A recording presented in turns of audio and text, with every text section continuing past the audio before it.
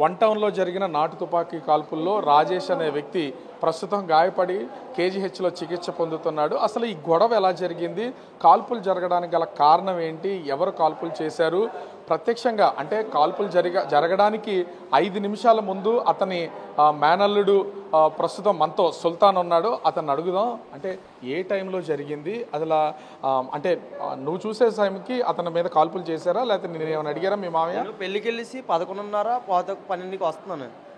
వచ్చినప్పటికి కుర్రోడికి ఏటైంది, ఎవరెవరు తాగుతాను అడిగాడు మాట నాకు రోడ్డు మీద. ఈదిలోకి వస్తాను, దెబ్బడును గొట్టం కూడా అదే నోకరాజు ఇద్దరు తాగుతున్నారు అనగల, నేను తాగుతాను వాళ్ళతో పాటు, దెబ్బడు మనవాడే కదా నేను మాట తాగుతానని చెప్పేసి వెళ్ళారు. వెళ్ళిన తర్వాత అక్కడి నుంచి నాకు ఏడు జరిగింది తెలియదు. తెల్లవారి 3:30కు 4 గంటల ఫోన్ వచ్చింది, ఇలాగా నాటు తుపాకీతో కాలిస్తారు అని అనగలే. అదేంటి వెళ్ళాడు కదా, మిమ్మల్ని నమ్ముకొని వెళ్ళాడు కదా అంటే ఇక్కడికి వచ్చాను. ఇప్పుడు 3:30కి ఇక్కడికి వచ్చాను. ఎవరు ఇక్కడికి వచ్చిందా? నేను వచ్చాను కేహెచ్కి. ఏటైంది అని నరేష్ని అడిగితే వచ్చాడు, మాట్లాడుకున్నారు, గంట తీసి కాలిస్తాడు అని. ఎవరు కాల్చారని అనుమానం? నోకరాజా? నోకరాజు. నాటు తుపాకీ అయితే దిలీప్ అని కుర్రోడు ఇచ్చాడంట. ఎవరు అసలు? దిలీప్ ఎవరో? దిలీప్కి వీళ్ళకి సంబంధం ఏంటి? వీళ్ళు ఫ్యాన్స్ మాట. వీళ్ళకి మరి ఏది జరిగిందో, వీళ్ళకి ఏటయిందో మరి నాకు తెలియదు.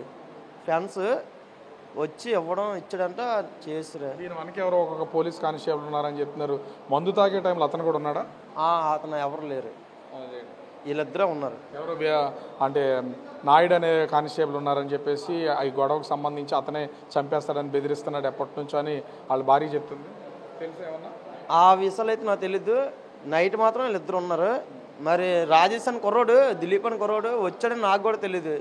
నేను అప్పుడు ఇంటికి వెళ్ళిపోయాను. తెల్లారి 3:30 ఫోన్ వచ్చింది, ఇలాగా మేనేజ్ కూడా ఇలా. మామయ్య పేరేంటి? రాజేష్, చేపల రాజేష్ అలియాస్ మ్యాంగ్లీట్ అంతాం వాడికి. ఇప్పుడు అసలు వీళ్ళందరూ ఏది ఆ దిబ్బడో లేకపోతే నోకరాజు వీళ్ళందరూ కలిసి అసలు ఏం చేస్తారు? దెబ్బడు అన్నోడు ఆటో వేసుకుంటాడు, జీవీఎంసీ బండి తోలుతాడు. మన నోకరాజు అన్నోడు మరి చేసుకుంటారు, డ్యూటీలు చేసుకుంటారు. కొంతవరకు వీళ్ళందరూ పోర్టులో ఏదో ముగ్గు లేదా బొగ్గు ఇవన్నింటినీ దొంగతనం చేస్తారంటారు. అసలు ఇందులో నిజం ఉందా? అవి నిజం ఉందా కాదని లోన్ ఉన్న కుర్రోనే అడగాలి.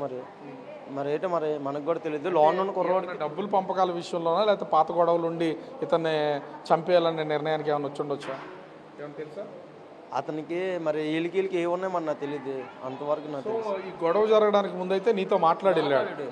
నాదైతే మాట్లాడు కన్ఫర్మ్. సో ఇక్కడ ఖచ్చితంగా అయితే రాత్రి 11 గంటల సమయంలో పక్కన ఉన్నటువంటి అతని మేనల్లుడు సుల్తాన్తో ఎవరెవరు మందు తాగుతున్నారు, ఎక్కడ తాగుతున్నారు అని చెప్తే దిలీప్, ఆ తర్వాత నోకరాజు వీళ్ళందరూ కలిసి మందు తాగుతున్నారని చెప్పడం, వాళ్ళతో మందు తాగడానికి వెళ్ళినటువంటి రాజేష్ని క్షణాల్లోనే చిన్న ఆ గొడవ జరగడం, తుపాకీ తీసి కాల్చినటువంటి పరిస్థితి అయితే ఉంది. ప్రస్తుతం ప్రాణాలతో ఇప్పుడు పోరాడుతున్నటువంటి పరిస్థితి ఉంది. కానీ ఇక్కడ స్పష్టంగా తెలియాల్సింది ఏంటి అంటే అసలు వీళ్ళకి తుపాకులు ఎక్కడి నుంచి వచ్చాయి, తుపాకులు కొనుగోలు చేసింది ఎవరు, దీని వెనక ఉన్నటువంటి కానిస్టేబుల్ ఆ నాయుడు పరిస్థితి ఏంటి, అతను సస్పెండ్ అయిన తర్వాత కూడా అతను చేస్తున్నటువంటి వ్యవహారాలు ఏంటి, ముఖ్యంగా పోర్టులో జరుగుతున్నటువంటి దొంగతనాలకి అసలు కానిస్టేబుల్కి అదేవిధంగా ఈ కాల్పులకు గురైనటువంటి ఈ రాజేష్కి ఉన్నటువంటి సంబంధం ఏంటనేది పోలీసులు ఇన్వెస్టిగేషన్ చేస్తున్నటువంటి పరిస్థితి కనిపిస్తుంది. ఓవరాల్గా చూస్తే ఇప్పుడు విశాఖలో ఈ గన్తో కాల్పులకు అనేది ఒక కలకలంగా మారింది. ఇది ఒక పెద్ద చర్చకి దారితీసినటువంటి పరిస్థితి కనిపిస్తుంది. కెమెరామెన్ అజయ్తో రాజు, బిగ్ టీవీ, విశాఖపట్నం.